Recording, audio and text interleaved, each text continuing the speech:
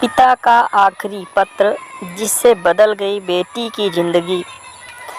अपने माता पिता की इकलौती संतान निशा ने वकील बनने के अपने सपने को पीछे छोड़ते हुए महज 23 साल की उम्र में शादी कर ली थी। उसने अपने पति आशीष के साथ एक खुशहाल जीवन के सपने संजोए थे, लेकिन दुर्भाग्य से उसका यह रिश्ता किसी बुरे सपने से कम नहीं था। हर शाम काम से घर लौटने के बाद आशीष खूब शराब पीता और हंगामा करता था। एक रात जब निशा ने आशीष को डिनर परोसा तो आशीष, जो पहले ही विस्की की आधी बोतल ख़त्म कर चुका था, इतना भड़क गया कि उसने खाने की प्लेट हवा में फेंकते हुए उसे धक्का दे दिया। फिर वह नशे में धुत होकर चिल्लाया, तुम अच्छा खाना तक नहीं बना सकती। यह सब देखकर अंदर तक हिल गई निशा ने महसूस किया कि वह अब इस यातना को और सहन नहीं कर सकती। उस रात जब आशीष शराब पीकर बेहोश हो गया तो निशा हिम्मत जुटाकर वहां से भाग गई।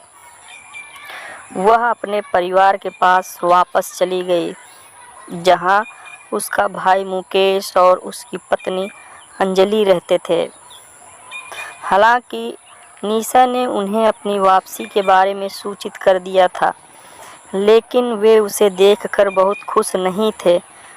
उसने अपना बैग लिया और अपने उस कमरे में चली गई जहां शादी से पहले उसने अपनी ज़िंदगी गुजारी थी।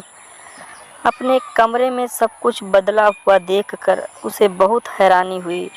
यहाँ उसे सब कुछ अपरिचित लग रहा था। उसके खिलौने और किताबों वाली अलमारी को हटा दिया गया था। यहाँ तक कि उसका बिस्तर भी अब वहाँ नहीं था।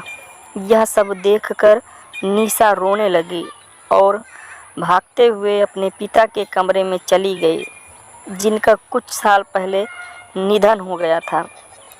वहाँ अलमारी के नीचे की शेल्फ में अपने सभी सामानों को देखकर उसने उस अलमारी को खोला। वहाँ उसे एक डायरी मिली। उसने जब उसके पन्ने पलटे तो वे उसके पिता की लिखावट से भरे पड़े थे। इसी डायरी में उसे एक पिता का पत्र मिला, जो उसके पिता ने अपने निधन से महज एक दिन पहले लिखा था।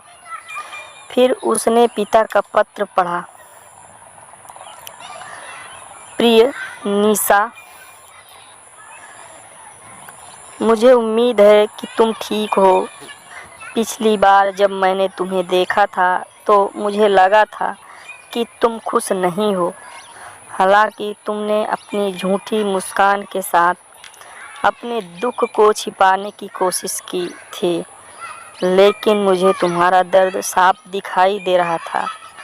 मैंने तुम्हें कुछ नहीं कहा, लेकिन इस बात से खुद को तसल्ली दी कि मेरी छोटी सी बच्ची अब बड़ी हो गई है और बहुत मजबूत है।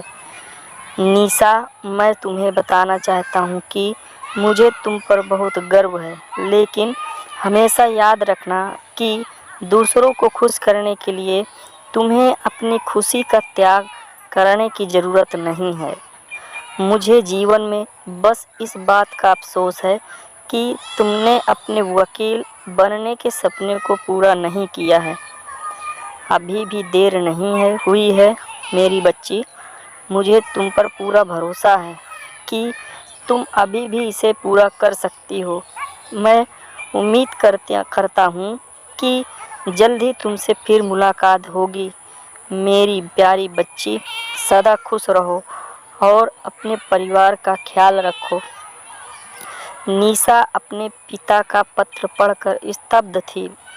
उसे लगा कि जैसे उसके पिता उसके बगल में बैठकर ये शब्द उससे कह रहे हैं। उसके आंसू दृढ़ संकल्प में बदल गए। उसने दीवार पर अपने पापा की तस्वीर को देखा और कहा, धन्यवाद पापा, मैं आपको कभी निराश नहीं करूंगी। तब से 12 साल बीत चुके हैं। आज निशा एक सफल वकील है। उसका एक बड़ा ऑफिस है जहां वह प्रतिदिन कई क्लाइंट्स के साथ डील करती है। हर सुबह काम शुरू करने से पहले वह डायरी निकालकर पिता का पत्र पढ़ती है जिसने उसकी ज़िंदगी बदल दी। आशा करता हूँ कि ये कहानी आपको पसंद आई होगी। कहानी पसंद आई हो तो लाइक, सब्सक्राइब एंड शेयर करें और इस कहानी से आपको क्या राय है कमेंट के माध्यम से ज़रूर बताएं।